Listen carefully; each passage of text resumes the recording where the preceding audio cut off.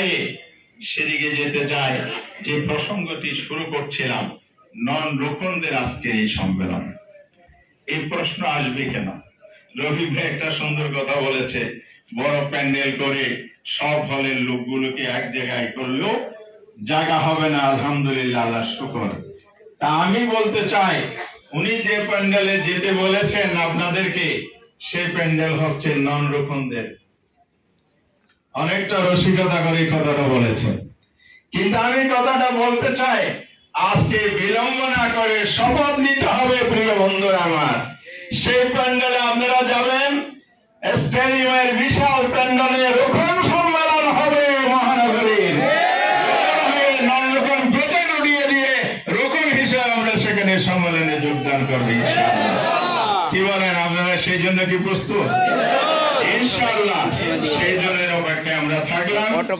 এই জন্য আজকে একটি কথা স্মরণ করাতে চাই, ইসলামী ছাত্র শিবির আল্লাহর বড় নিয়ামত। এই নিয়ামতের সন্ধান না পেলে পরিণত এই বয়সে শিক্ষাঙ্গনের যে হাতছানি আছে, সেখান থেকে কি আমরা রক্ষা পেতাম? আরো 10 জন যুবকের মতো চরিত্রহীন, সন্ত্রাসী, চাঁদাবাজ, যারা সোনার সন্তান গর্বিত সেঞ্চুরির গর্ব করে, মনে আছে? সেই জায়গায় আমাদের ঠিকানা হতে পারত না। আল্লাহ তাআলা সেখান থেকে এমন একটি ঠিকানা আমাদের করে দিয়েছেন, যে ঠিকানার চূড়ান্ত মঞ্জিল জান্নাত।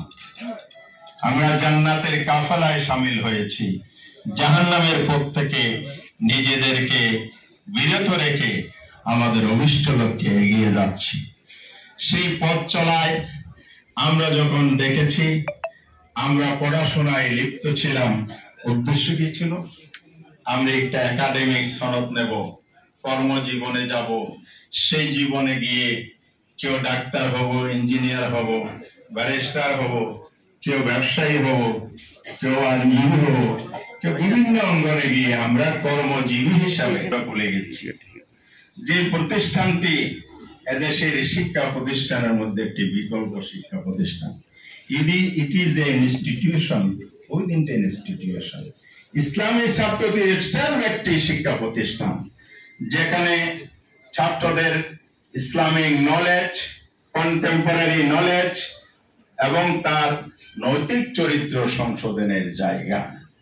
তাই আমাকে যে উদ্দেশ্যে একাডেমিক সনদ নিয়ে কর্মস্থলের লক্ষ্য এবং লক্ষ্য সামনে রেখে নিজের জীবন সফল করার মিশনে নিয়ে রেখেছিল, ইসলামী ছাত্র শিবিরের সাথী সদস্যদেরকে তো সংগঠন সেভাবে গড়ে তুলেছিল।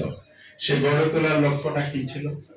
আমরা একটা সনদ অর্জনের লক্ষ্য, যেমন একটা চাকরি অথবা কর্মস্থলে একটা পেশা, ইসলামী ছাত্র শিবিরটা আপনাকে গড়ে তুলেছিল এদেশে একটি সফল ইসলামী বিপ্লবের উপযুক্ত নেতৃত্ব এবং কর্মী হিসেবে আপনাকে গড়ে তোলা। তা আপনি যখন সেই পর্ব পার হয়ে একটা চাকরি নেন সনদ থেকে, শিবিরের এই বিশাল সাথী সদস্যের সনদ, যে লক্ষ্য তৈরি করা হয়েছে বৃহত্তর ইসলামী আন্দোলনের এই ক্ষেত্রে, সেই সনদটি আমরা কতটুকু প্রয়োগ করছি? যদি না করে থাকি, আজ বিবেককে আমরা প্রশ্ন করি, আমি কি আল্লাহর কাছে জবাবদিহি থেকে মুক্তি পাবো? পাকড়াও থেকে আমি উদ্ধার পাবো? তাহলে আমার বিবেক যদি বলে যে উদ্দেশ্যে তোমাকে তৈরি করা হয়েছে, সেই উদ্দেশ্য এখনো শেষ হয়ে যায়নি, সেই কর্ম তৎপরতা এখনো শেষ হয়ে যায়নি, তাহলে কিসের আমি বিরতি দিচ্ছি? আমি কেন বিরতি দিচ্ছি? মূল কারণ হচ্ছে কি? কারণ 1 নম্বর, আমার জীবনের লক্ষ্য নির্ধারণে আমি ভুল করেছি। আমি যে দুনিয়াকে লক্ষ্য বানাই, দুনিয়া বাদ দিয়ে মানুষের জীবন নয়, একথা ঠিক। পানি যেমন, পানির অপর নাম কি? জীবন।